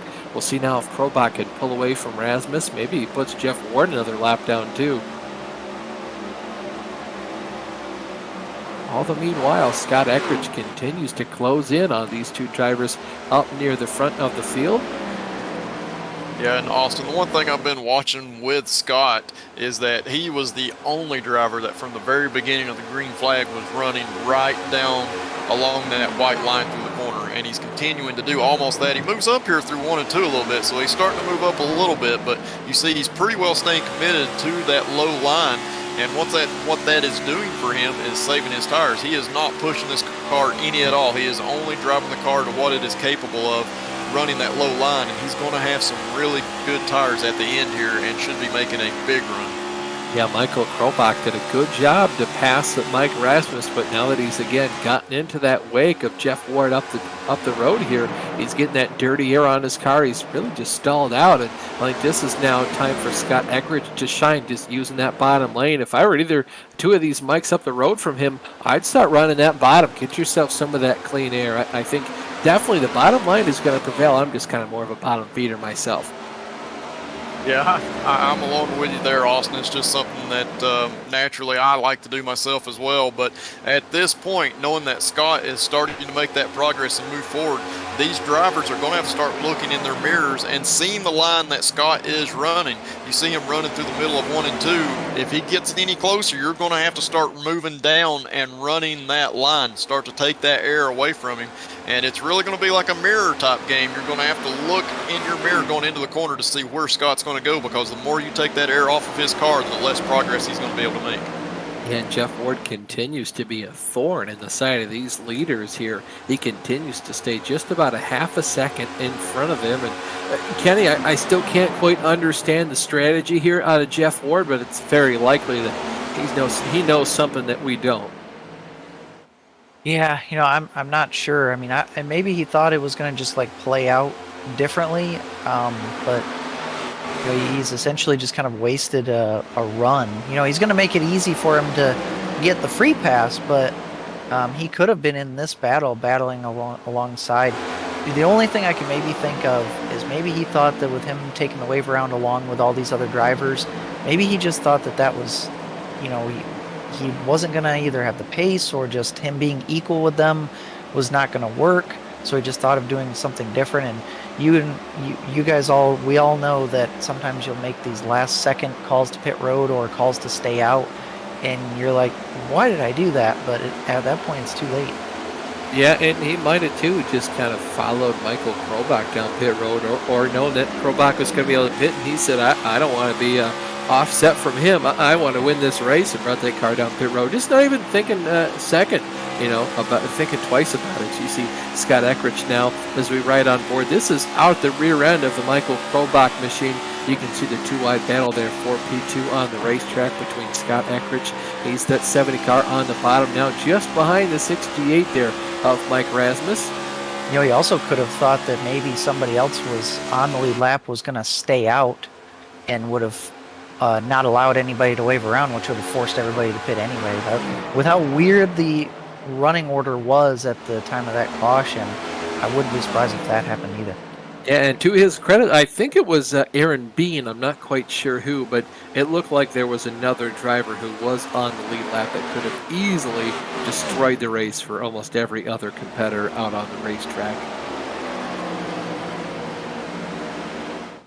Guys, I think with all of our top three drivers as they run, position-wise, kind of burning up their stuff, Jeff Ward has continued to pull away, and I think, A, it's new tires, and B, it's just that clean air on the front of that race car that all this time he's been able to now pull away. Yeah, definitely got the clean air early, so he's able to conserve his tires better than everybody else and run the line that he wants to run, to not use those tires as much as what everybody else is having to do to try to get back up to him or to get clean air on their nose themselves. But the frustrating part with this, we just talked about, guys, is that Jeff could have been up here running with these guys for the win. So it's very frustrating when you have the speed that he's showing right here, but not able to contend because you're on the backside of the lead lap. Man, you could throw a blanket right now over the drivers on the podium positions. Right now, Michael Krobach is your leader. Mike Rasmus has reeled him in. And how about the driver that's been kind of just waiting in the weeds for the longest time, taking care of his tires since the drop of the green flag today? Scott Eckrich back there in third continues to wrap the bottom. I feel like for right now, JR, he's just waiting for his tires to really come into their own, and that's definitely going to be as the run goes on. Yeah, right now Scott's starting to move further and further up that track. The car's probably starting to tighten up a little bit on him. And what I saw earlier, you see him get to the inside of Mike Rasmus. Rasmus was actually moving down to that middle lane and kind of taking Scott's line away a little bit. And that kind of hindered Scott's progress. But he's continuing to try to make that inside line work. And he may just get it done if he's able to get far enough alongside.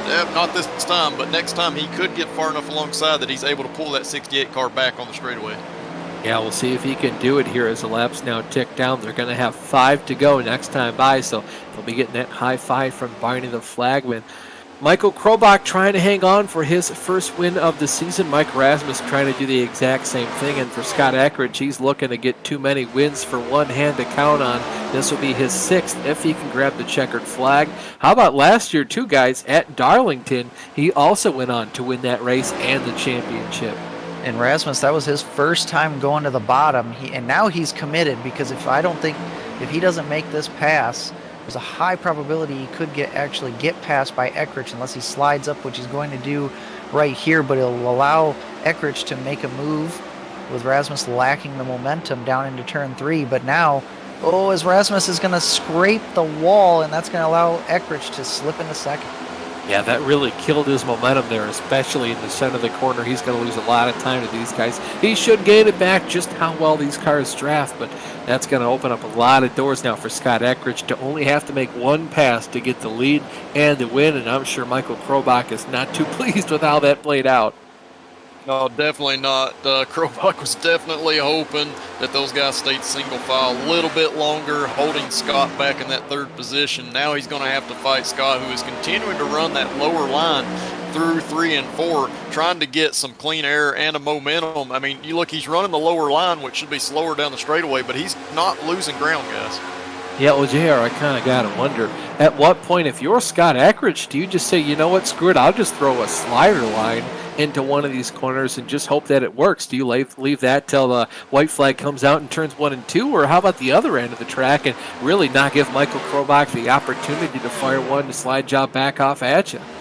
Yeah, I honestly think that you have to get a huge run through turns 1 and 2, get your nose to the inside of the 72. You don't have to be very far alongside of him, but just to the inside, and then do that slide job going into 3, and hope that that guy doesn't make an early entry and try to hold you down, because if he does, that's going to prevent you from being able to move up. And I was pretty sure that Scott Eckrich was going to continue to gain time here on Michael Krobach, but anymore, it seems like that 72 car has found a whole new gear. He's put that thing into 6, and he continues to drive away from these two guys fighting behind him. And if you're Michael Krobach, that is the absolute first thing you want to see, is those guys in 2nd and 3rd duking it out behind you. Yeah, for sure. And the one thing that we continue to talk about is Michael Krobach being able to save his tires. We don't know how much he was actually saving for these closing laps, anticipating that he would have to race guys like Scott Eckrich. So definitely maybe keeping something in reserve there for this final lap. Yeah, white flag is in the air. They're going to get the checkered flag here as they come out of turns 3 and 4. It's going to be the race win here at Kansas for Michael Krobach, and the championship trophy, of course, goes the way of Scott Eckrich. Checkered flag here in the Julesburg Farms 200 at Kansas. Michael Krobach, race winner. Scott Eckrich, your Season 1 2023 champion.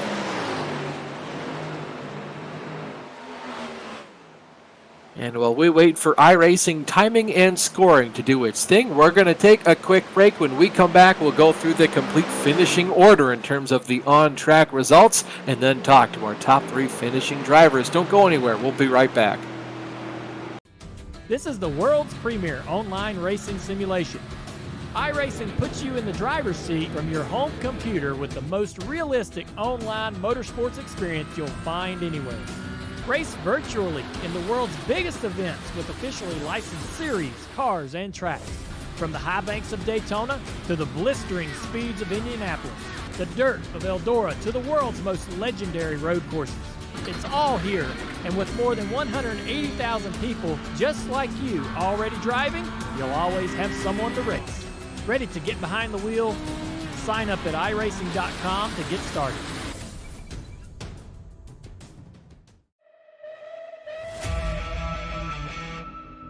Welcomes you to the Chuckles. I'm in danger 250. Can possibly go to the outside. He does go to the outside of Ricky Harden. Tries a slide draft him. Harden goes up the track. Now back down to the bottom. Gets a huge push from Tommy Ryan at the start finish. It's going to be Thomas George. Running the high line, trying to make that got pass. loose off turn 4. In the grass goes the 6 car, and they were side by side, 2 by 2 here. Scott Eckrich winning the last race of the season and the championship. Jeff Ford definitely getting the championship for Season 2. Give it up for Thomas George, winning the race and the championship.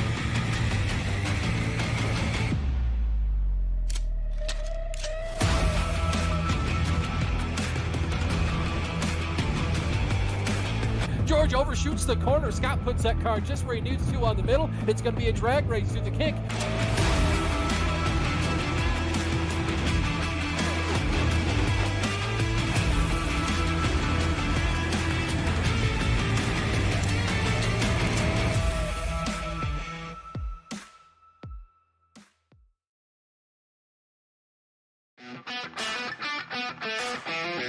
Welcome back to the Julesburg Farms 200 at Kansas Speedway. Michael Krobach just came home winner here today. First win of the season. The man chasing him, another Mike, also going for his first win of this season. Will finish second, followed by Scott Eckridge.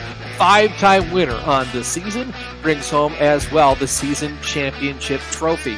Cy Ferris in the 44 car finishes fittingly into fourth position. Followed by Woody Mahan. Good to see Woody finish well here. Of course, he won this race last fall, so no surprise there. Another fitting position.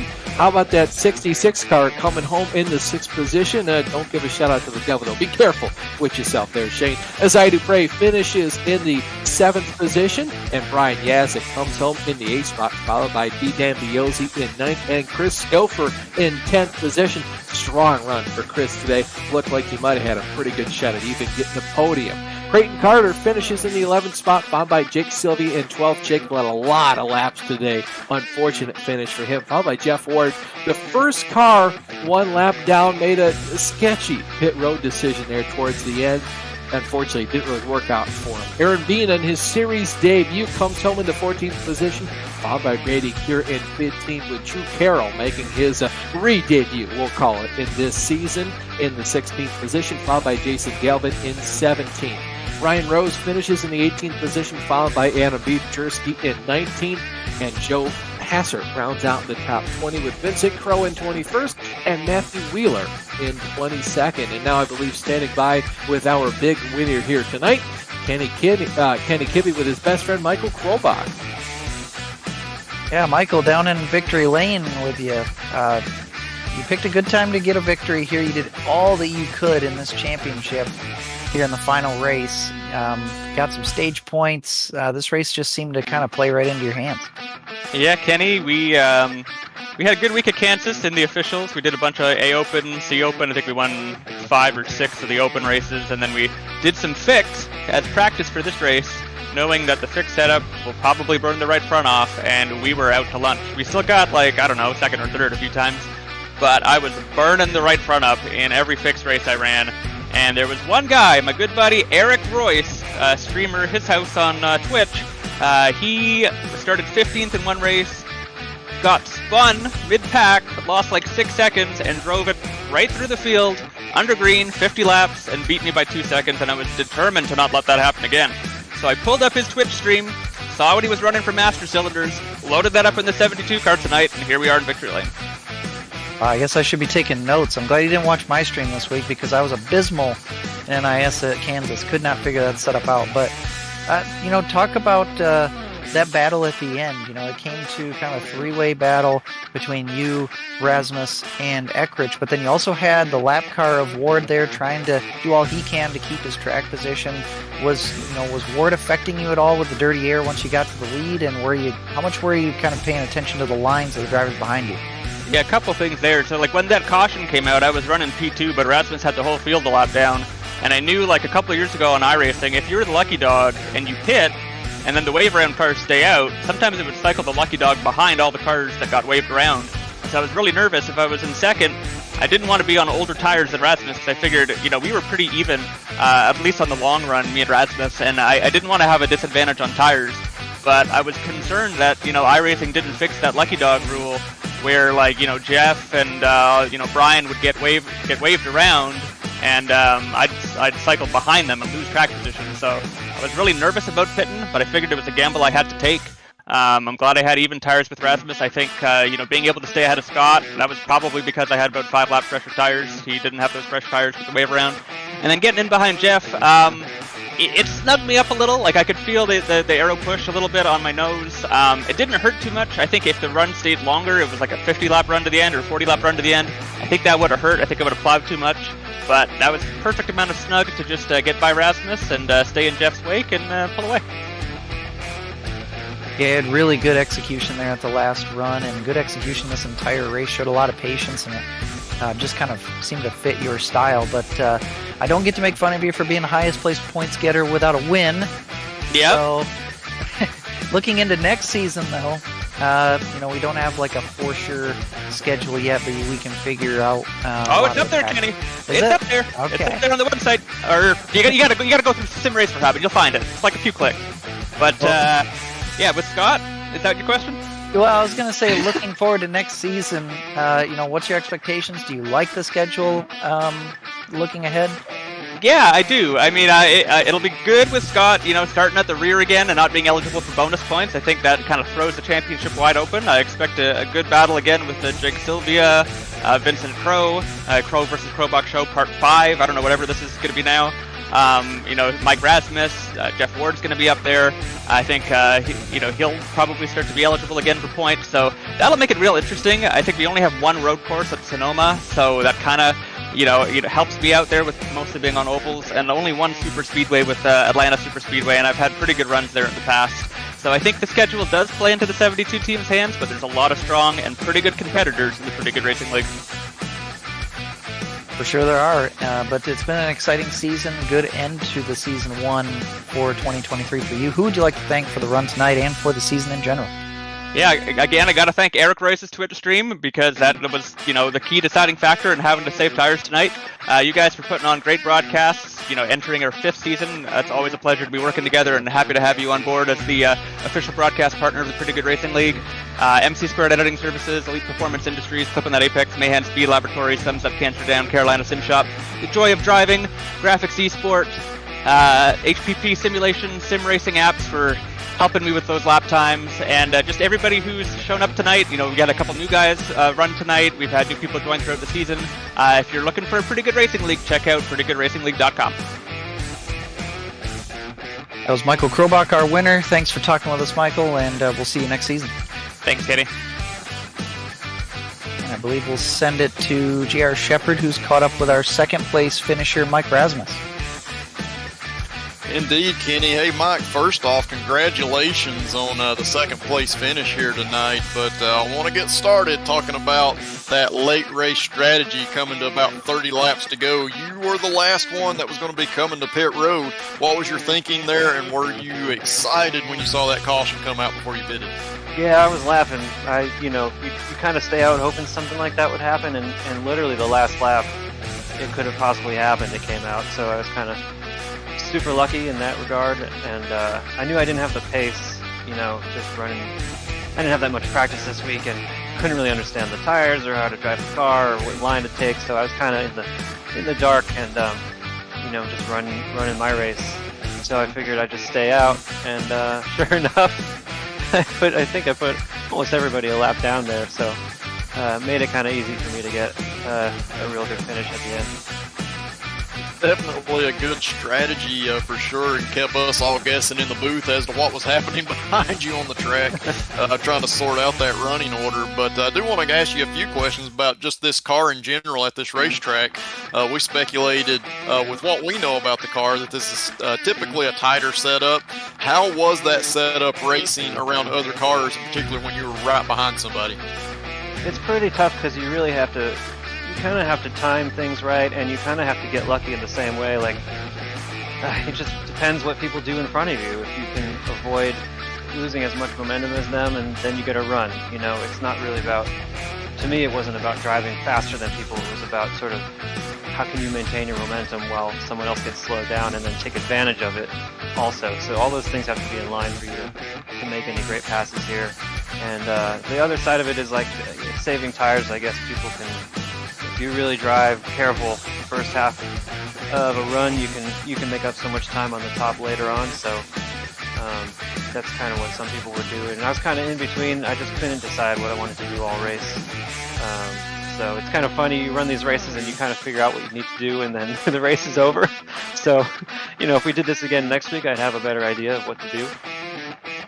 I exactly know what you mean there. That is a frustrating point, learning as you race and not being able to get it figured out beforehand. But, hey, man, we call you Mr. Consistency up in the booth because of the way you're able to just come away with great finishes. This season you had 8 top 5 finishes. That was second only to our champion, Scott Eckridge. With Scott winning that championship and being taken out of the bonus points for next season, how do you look for your chances going into season 2? Yeah, hopefully I can keep up the consistency and maybe get a couple wins next season. That'd be nice. I came close, really close last week at Dover, and had some internet problem that sent me back, and that was kind of sad, to be honest. But I had a great run there and had a good run tonight, so hopefully I just keep up the momentum that I have and have some good races next season. Absolutely. Look forward to watching you race in season 2. Before I let you go, Mike, anybody you want to give a shout out to for tonight's race or this season in total? Just congrats to Scott and congrats Michael on the win, and thanks to them for running the league. It's a super fun league, and nice to get to run with all my friends every week. Absolutely, Mike. We appreciate it, man, and congratulations on that great run tonight. We'll see you in season 2. Thank you. All right, guys, that was Mike Rasmus, our second place finisher, and with that, I believe Austin is now caught up with our third place finisher and champion, Scott Eckridge. I have. Scott, pretty strong run for you tonight. Looking there for your 6th victory on the season. Wasn't quite in the cards for you, but of course you did kind of have ailing players 5 laps older than the 2 guys you were fighting with. Yeah, unfortunately the tire thing was just a little too much drastic difference between the freshies in there, but hell, somebody else can have some fun for once. But we've been having a good year, and like finishing it off tonight strong with the championship for season 1 and season 4, first season of the year. But yeah, we just I'm really terrible at Kansas, so honestly, top 3 was great for me. Yeah, well, I mean, big turnaround, especially for you. You were talking with us in the broadcast booth kind of after the Dover race last week and made the comment you might not be able to be here. So I'm sure just the fact that you were even able to show up and complete a lap here and just lock in that championship view was a huge deal. Yeah, it's always good to get one of these down. These guys, it may not look like it every week, but these are some of the best guys in iRacing. We got some really, really strong people every week, and it's always tricky to put together a full season against these guys. We've got a bunch of guys that do really, really, really, really good in officials, so you're going to know anytime you're out here that if you're going to win one, you're going to have to go through a bunch of people to get there. So it's always good for you to get it. For sure, you can kind of punch that ticket to getting your one championship a year. And, of course, the next 2 seasons, you're going to have to be starting from the tail end of the field. I guess the only person starting behind you would be Thomas George. Next season doesn't seem like your strong suit. I mean, you won at Sonoma last year, being another road course. You're really good at making those right turns. Any other place on the schedule that kind of suits your fancy? You won at Darlington last year.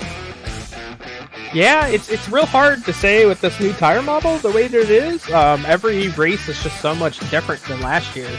But, yeah, there's a few good ones. Pocono, I'm definitely got circled. Sonoma, like you said, those are probably 2 of my stronger suits. Indy can kind of be with the Pocono. Just kind of depends on the tire. But, yeah, there's a couple in there that I'm excited about. So, yeah, who knows? We might really piss them off and go ahead and grab another one. Hey, I'm sure you'd appreciate that, as would all your fans. Speaking of which, time to thank them and your sponsors. Who do you need to thank for bringing home your championship, man? I mean, this is the biggest deal you can make, is winning a championship, and I'm sure there's a long list of people you have to thank. Yeah. I would just like to thank our team, Loud Pedal Motorsports. Without those guys, I probably wouldn't even be playing this game right now. So, we all got together, 7 or 8 years ago now, and we've been hanging out since, and they're really what makes this fun to do on a weekly basis. And then, of course, as always, you guys for putting on another spectacular season for us up on the broadcast booth. We really appreciate it.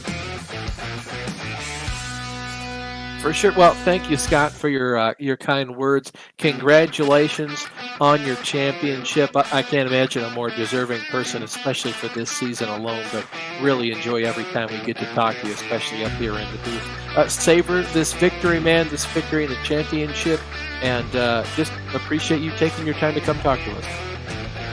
Thank you, guys. That was Scott Eckridge, championship winner here in Season 1 of 2023, or Season 4 in general for the Pretty Good Racing League. One more thing I want to touch on as well. I'd like to thank our sponsor, one last time. Julesburg Farms. They're Northeast Missouri's premier elderberry grower, providing everything from plant starts to sustainably grown elderberries. You can like them on Facebook at Julesburg Farms. And just another note here as well, there are still a couple races up for grabs. If you want to sponsor a race, you can go ahead and talk to a Pretty Good Racing League at gmail.com. Maybe hit up Michael or Scott here in the Discord as well. It's a really cool feeling to have your brand showcased in a race just like this. But without further ado, guys, I mean, I couldn't imagine a better race to go ahead and wrap up season 1 of this year. I mean, you had 3 wide, 2 wide, even a little bit of pit strategy kind of coming into play tonight.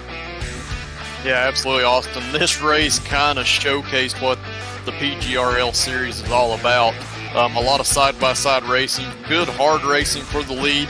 A lot of strategy came into play and almost won this race by Mike Rasmussen staying out late. So definitely looking forward to season 2. And at the same point, we had a lot of guys really try to get their season turned around a little bit and get that momentum headed on their side going into season 2. Michael Krobach getting his first win of the season in the last race here. He's going to try to carry that into season 2 and try to get some more wins. Mike Rasmus coming very close for 2 weeks in a row. Woody Mahan, a guy that's had a lot of bad luck. He had a little bit of bad luck in this race, but still came away with the top 5. So a lot of guys trying to carry that momentum into season 2. And our first race, I believe, is going to be at Darlington. And that is a track that is extremely tough. If you can carry this momentum into there and come away with a good finish, that can really make your season. And how about this race in general? You know, one thing I always enjoy doing is watching the real Cup race the weekend prior and seeing, you know, is the PGRL race the next week gonna play out the same way? And it was completely the opposite of what the real race was this past Sunday, but it was still a really good race, and I almost think it was better than the real race just because you had the strategy. We had a weirdly timed caution, which does not happen very often, and also a good battle to the end that didn't involve any other drivers being wrecked for the win either. So, that was an exciting way to finish the season off, and can't wait to get back to season 2 of 2023. Yeah, thanks, guys. Just like you both alluded to, we'll be back 2 weeks from now at 8:50 p.m. Eastern Time, Tuesday, May 23rd, from Darlington. It's the track Too Tough to Tame for the Season 2 opener or Season 5 overall. And hopefully we get to see some pretty darn awesome throwbacks, much like what you'll see this weekend when the Cup Series goes there.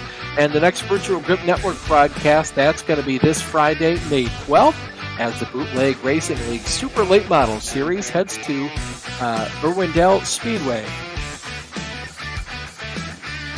This has been a pretty good production of the Virtual Grip Network. On behalf of myself, Austin Belke, my booth-based Cher Shepard, and Kenny Kibbe, our director Ryan Seneker, and producer Lowell Jewell, thank you so much for watching, and have a good night.